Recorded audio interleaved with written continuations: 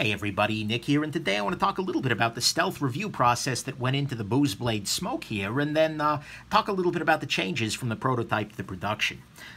First off, though, this is usually a very confidential process, but Booze has given me the ability to talk frankly about it, which I appreciate, so I think it'll make for an interesting video.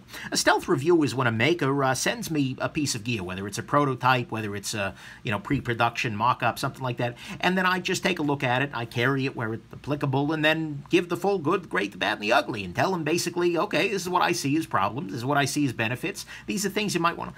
And the end result is that if they see merit in any of my complaints, they can directly fix it before it ever hits the rest of the knife world.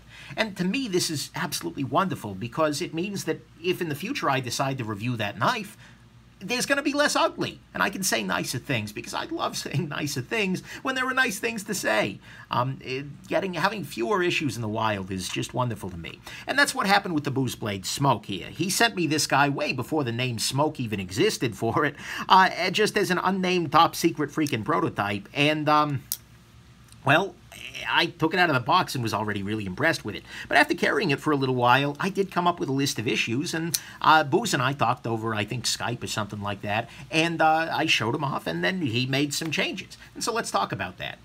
The first change that I mentioned, the issue that I mentioned, is that on this knife originally, you can see here that the front and back scales are exactly the same in profile. What this means is that in order to open the lock bar, what you need to do is really jam your finger down into the lock bar and then slide it to one side. And this works okay, particularly if your hands are dry. But if you have wet hands or something, it's very easy to accidentally to struggle to do that, to slip off of there. And it just makes the process a little bit less nice than it could have otherwise been.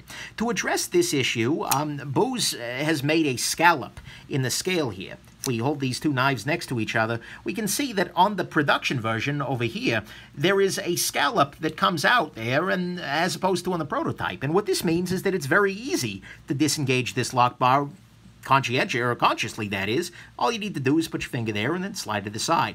And that just makes this knife a lot easier to close instantly and reliably, rather than kind of doing that push your finger down in there. Little tiny detail, but it's a detail that can add up over time. Next little tiny detail that adds up over time is the clip. On the original prototype, you can see here that there wasn't all that much ramp to it, and especially on a thicker pocket material, it had the tendency to just kind of bonk up against there. So what Booze did is he changed the profile of the clip. You can see here that, let's do it this way. There we go. That's orientation. You can see that now the clip has a great deal more ramp to it. And maybe even a little bit more height. I can't really quite tell. No, they're the same height, just a lot more ramp to it. And what this basically means is that it's a lot easier to get this onto thicker material, and so that even if you're not wearing yoga pants, this is very pocketable.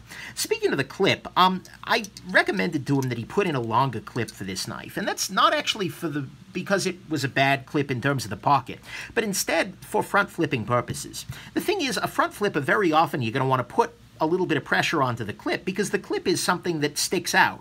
And so as you're using the front flipper, as you're doing this, you want to have something for your fingers to be able to push against, because you're going to be applying a force that's going to want to turn the knife like this.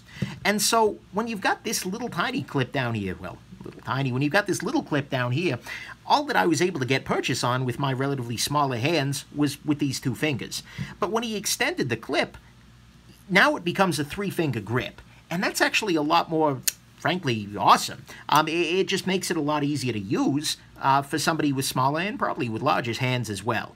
The other thing is, a longer clip is seldom a bad thing in terms of pocket retention, so it's kind of one of those win-win things all around, but it's a little tiny detail, but it is a little detail that made a big difference in terms of usability.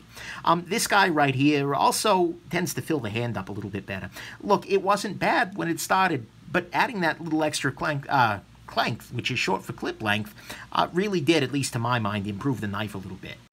Next thing I pointed out to him is that the knife, as it was completely sterile. There was no way for me to look at this knife and tell who made it. This is more of a controversial view that I hold, but I think that every knife should include a maker's mark of some variety, whether it's inside the knife, outside the knife, whatever. And he did take that to heart and added his logo to the knife. It's maybe a little bigger than I expected it to be, but it's a pretty enough logo, and it's on the lock side, so whatever. But anyways, we can now tell very clearly that this is a Booze Blades knife. And then finally, the sharpening choil. On the original one, oh boy, did they have a problem there. You can see down here that the choil doesn't go out far enough. The plunge was much farther out there, there's even this weird vertical line, which I assume was just a production or a prototyping sort of issue there. But either way, the sharpening choil needed to be addressed here because this just wasn't working out well. And indeed, he did address that, at least in part. You can see here that the sharpening is much more consistent down here. I think the choil... How did he actually address that? It looks like maybe the plunge grind was made a little shorter, changed the contouring in there, and as a result, there is less of a choil issue. I'm going to be honest, though, there's still a little bit of a choil issue, so I would have liked to have seen that choil push out a little bit further into the plunge grind so that would be not an issue at all. But yeah, so those are the changes that I suggested. There might have been other minor things, and I certainly had other things to say.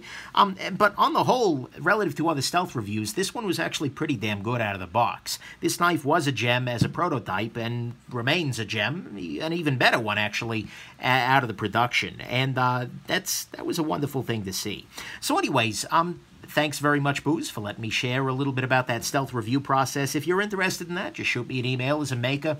I do charge for the time, but I tend to cut breaks to small makers because I get it. You guys are facing enough issues. But anyways, those are the differences there, and hopefully you found this interesting, and that you have yourselves an absolutely wonderful rest of your day. Bye now.